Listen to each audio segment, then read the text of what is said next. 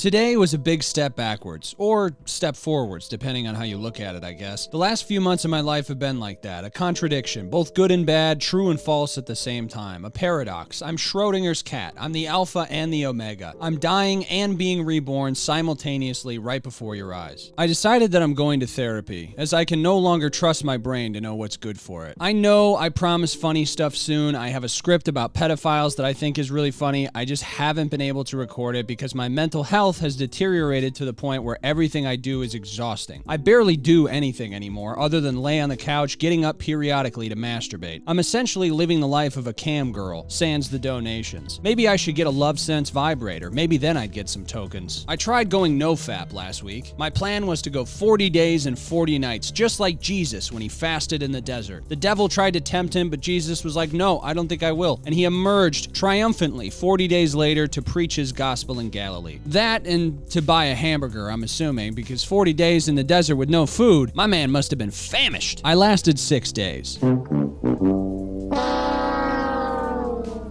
On day 6, I ran a 5K in just under 26 minutes, destroying any expectation I had of how well I would do. I finished 15th overall, 2nd in my age group, and 1st in my family, as several of my cousins, aunts, and uncles, and even my parents participated. This was surprising to me for 3 reasons. Number 1, I fell last October and tore the labrum in my right hip, which I'm getting surgery on later this year. Number 2, I've only run 3 times since that injury. It hurts to stand for long periods of time, let alone run. And lastly, I ran a practice 5K earlier this month. I finished it in about 35 minutes, having to stop several times to walk and catch my breath. To my surprise, in those 26 minutes, I only stopped to walk twice. Before I did, I checked to make sure none of my family members were gaining on me. I didn't want them to pass me. I didn't want them to see me quit. I wanted to show off a new, healthier, skinnier, sober version of me. A far cry from the bloated, sloppy, underachieving drunk they'd known for 27 years. This version of me doesn't just walk 5Ks, he runs them. As the race started, I ran out ahead of my family, determined to keep pace with the faster runners. The guy in front of me stopped to walk 3 times. He was a younger man with long hair, in better shape than I was, or so it seemed. The first 2 times he walked, I walked with him, just for a few seconds to catch my breath. We were about halfway through the race. The sun was starting to make me overheat, and my heart was beating out of my chest. As we walked the second time, an older, globular man scurried past us. You could tell by his legs that he was a runner. When the long-haired man stopped to walk a third time, I pushed forward. I didn't want to get passed by another Dr. Robotnik. I ran the whole last mile, uphill. I was miserable, completely drenched in sweat. My whole right leg was essentially numb. I concentrated on my breathing. Left foot,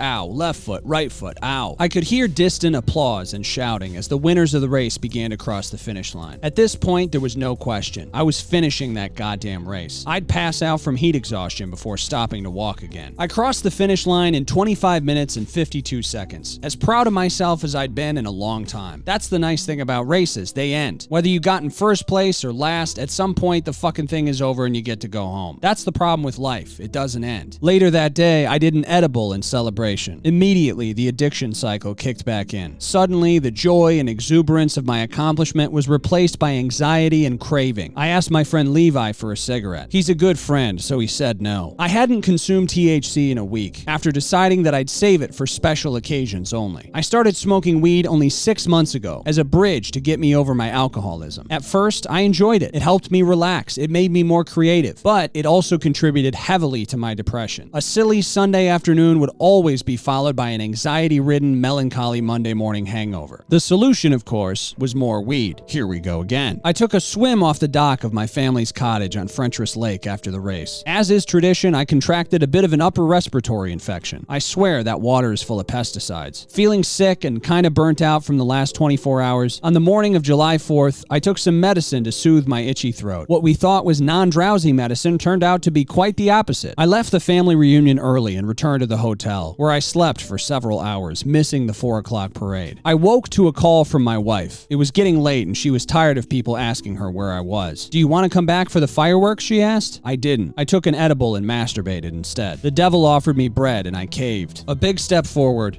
and a big step back. Sobriety is a lot like walking through a desert, trying to avoid the devil's temptations. Every day I'm getting better while also simultaneously getting worse. Starvation is setting in. My patience is wearing thin. I feel like a hollow man. I have nothing in the pit of my stomach but despair. Every molecule, every atom in my body feels like it's trying to untether itself from the rest and float back to the cosmos. Yet, I trudge along, a lot like I did in that 5K, just one foot in front of the other. I don't want my friends and family to see me give up. At the same time, every day, I get better. I get closer to the end, closer to a life of sobriety, closer to that hamburger in Galilee. I'm getting sober, running 5Ks, and going to therapy. Nobody would say my life is falling apart, quite the opposite. So then, why do I feel so awful? I think it's because I am quite literally trying to run before I can walk. I'm Jesus out in the desert doing wind sprints and calisthenics, making his own struggle worse, all because he's trying to show off for the disciples. Over the last year and a half, I moved to a new city. I lived through a global pandemic. I'm currently on my 3rd job. I quit drinking after 10 years of being an alcoholic, and to top it all off, I got married. I did this all with no therapy, no medication, and mostly just my wife and my friend Levi as my main support system. Then, for whatever goddamn reason, I decided to try to quit masturbating, quit smoking weed, and run a 5K all in the same week of a stressful 4th of July family reunion. It didn't work, and I've spent the last 4 days beating myself up about it. But what the fuck did I expect to happen? I think I learned an important lesson about sobriety this past weekend. As much as I want to treat life like a 5K, ignore the pain, and sprint to the finish line, I need to realize that old cliche, that life is a marathon, not a sprint. Except it's not even a marathon. It's a marathon that doesn't end. There's no finish line. There's no lady at the end to give you a cold water bottle and a bumper sticker to put on the back of your Subaru Outback. People just keep running until they drop dead. In a race like that, it's okay to walk for a while. That's what I need to do right now. I need to go to therapy. I need to get professional help and try to heal my brain before I get distracted by anything else. I don't know if I'm going to keep making videos on this channel. I guess I will if I feel like it, but I'm not going to force myself to perform anymore. To butcher a line from Bo Burnham, I'm tired of trying to give you something I can't even give myself. I'm sick. I need help. I'm going to go get it. In the meantime,